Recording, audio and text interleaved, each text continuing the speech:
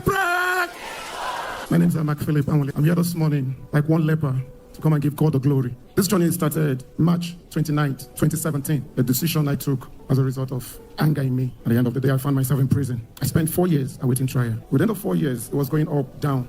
I was relying on man. Bail application was argued 1 year to 1 year and they were denied. A friend of mine, Chisom, God bless you, came visiting and try and join this link. And when I was in university, UNNI, when they come to me, I'll tell you, God, come and arrest me. I don't know what you people are talking about. If God wants me, he should come down himself and arrest me. That very day, I tried all I could. It wasn't going. Victor Ani came all the way from Qatar, came visiting. The same NSPPD. I said, okay, let me try. When the case began, when they started the trial, I was trying my best, but I was not consistent until the defense came and gone. And then on that very day, they fixed the judgment. On that day, the only thing I could remember was I was in the dock there, I was car bashing. And I told God vividly, I said, if you save me, I will serve you. If you don't save me, I will serve you. When the judgment was going on, everybody was giving thumbs up, you're going. The next thing, the judgment turned around. And man gave his judgment on the 30th of July, 2021.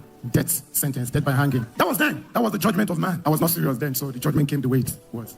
I was taken to maximum prison, where I continued the journey. But this time around, a death row inmate. I sleep, I wake up every time thinking, when would the rope go through my neck? I thank the prison authority for providing us with televisions. We managed to go to them and we pleaded that they should grant us access to NSPPD. And that was when the journey began. It was not easy. I won't lie to you, it was not easy. I was not in that line. But as I watched Papa, I started gaining this courage. And the prophecy started coming. While I was in a waiting trial, some ministers came. The one I encountered, they said, I should sow a seed. That your prophet is on the mountain. As soon as he comes down, he will come and visit me. I'm leaving. I didn't want to.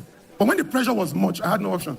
From what I'm feeding for, I had to put in the envelope, and that was the end. I didn't hear from them, I didn't see them. So when the introduction of NSPPD, I didn't really take, I said, maybe it's one of them. Papa, I'm very sorry.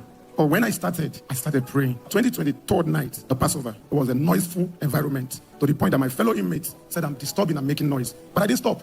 The 2025 January, I made a vow to God. I said, this 2025, I am leaving the prison. And I vowed to God, I said, I want to be consistent. So I started with the year fasting, 21-day fasting. Until February 28th, I think about 38 minutes or so into NSPPD, Papa made mention. He said, you're listening from the prison.